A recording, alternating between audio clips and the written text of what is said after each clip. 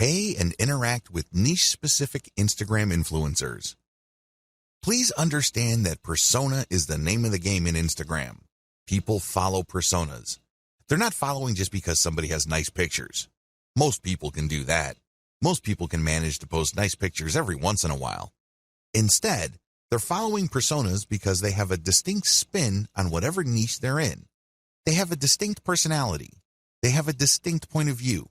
Whatever the case may be, it has elements of some sort of cult. By cult, I'm not using that phrase in a negative way. Instead, people are looking for just a specialized knowledge from people who specialize in that type of information. There's a little bit of a cult dynamic going on here. When you have that kind of relationship with your following, they are more likely to give you the benefit of the doubt. They're more likely to click on the profile links of people you're giving a shout out to. That's real influence. And that's how a lot of products are sold on Instagram.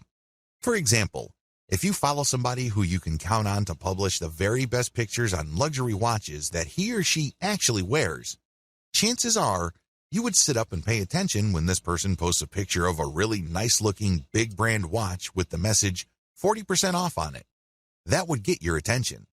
You would then click on the link of the account that the person is shouting out to, or you can even type in the domain name or URL they mention and type in your discount code.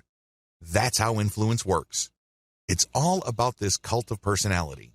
Beware of fake influencers. Unfortunately, when word came out that online stores were paying good money to Instagram influencers for product placements and shoutouts, a lot of shady marketers started building fake accounts. Just how fake are these accounts? Well, first of all, they target certain niches. Next, they draw followers. The problem here is that the account itself is fake and the followers are fake. This is a serious problem because if you paid the person behind these accounts real money to post shoutouts, your shoutouts are going to fall on deaf ears. Nobody's going to pay attention. Why? Most of their followers are fake. They're driven by software. They don't exist. They definitely don't have credit cards. Do you see how much of a headache this could be? It is no surprise that a lot of big global brands are now stepping away from Instagram influencers because they're getting tired of being faked out. Real influence means real engagement. So how do you make sure that you pay and interact only with real niche-specific Instagram influencers? Well, it's actually not all that hard. You only need to look at the public statistics of these accounts. You can see the amount of engagement their content gets. You can also see how many followers they have. You need to measure the total amount of engagement they get by dividing that number by the number of followers they have. Look for a ratio. This is how you would know if there is enough engagement with that account. This is a way of seeing who's fake and who's not. You can also look at the content that they post. If they keep posting the same stuff over and over again, that might be a red flag. Also, look at the comments. Is there actual care taken in sharing? The 4 key signs of fake influence. So how do you know that you're dealing with a real influencer? After all, real influence means actual conversions. There are 4 telltale signs of fake Instagram influence. Sign number 1, equal following and follower ratio. If you notice that an account follows a lot of other accounts while enjoying a large following, this should be a red flag. Chances are they just followed a lot of accounts, so these other accounts would follow them back. Those people may be real, but they're not interested in what this account is posting because they're just following back out of courtesy. That's fake influence. Sign number 2, low engagement ratio. If you notice that this account posts a lot of content, but the engagement ratio is low, this is a red flag. If your account has real followers, there should be a certain level of engagement. It's not like all your posts are going to suck. If you notice that this account doesn't really get that much engagement, that should be a red flag.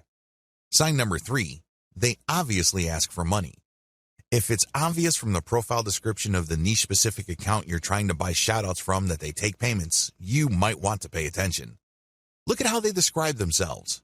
If they make a big deal out of the fact that they're selling shoutouts or they want you to get in touch with them so you can take out an ad, be very suspicious. The very best influencers on Instagram are those who are hobbyists.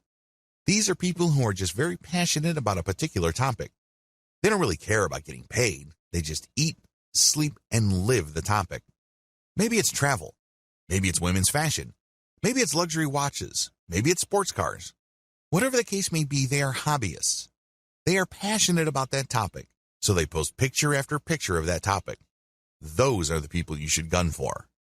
Be very suspicious of people who are all about the dollars because there's a strong chance that they put up their account just so they can get shout-out and other influencer ad revenue. I'm not saying that this should completely disqualify them, but there's a higher incentive for them to fake stuff because there's money on the line. Sign number 4, no niche specialization. If it turns out that this influencer account tends to rotate among different niches, this should be a red flag to you. What this person is doing is that he or she is trying to get the attention of advertisers from different product niches that they know advertisers normally target. This person doesn't really have a focus. Even in the off chance that this account is real, I can bet you that the traffic that this person gets is probably close to worthless. Start with a slow and low buy. The first thing that you need to do is to get a massive list of influencers out there and then contact them. Now, I'm assuming that you have filtered out fake accounts. Contact them. The name of the game here is volume. Try to get as many different influencers as you can and contact them. Ask them, can I buy for $5? Or whatever low rate you can come up with. The name of the game here is to get as many shout-outs and picture ad placements for as little money as possible. The next step is to track these campaigns and see which, if any, of those influencers can deliver real results.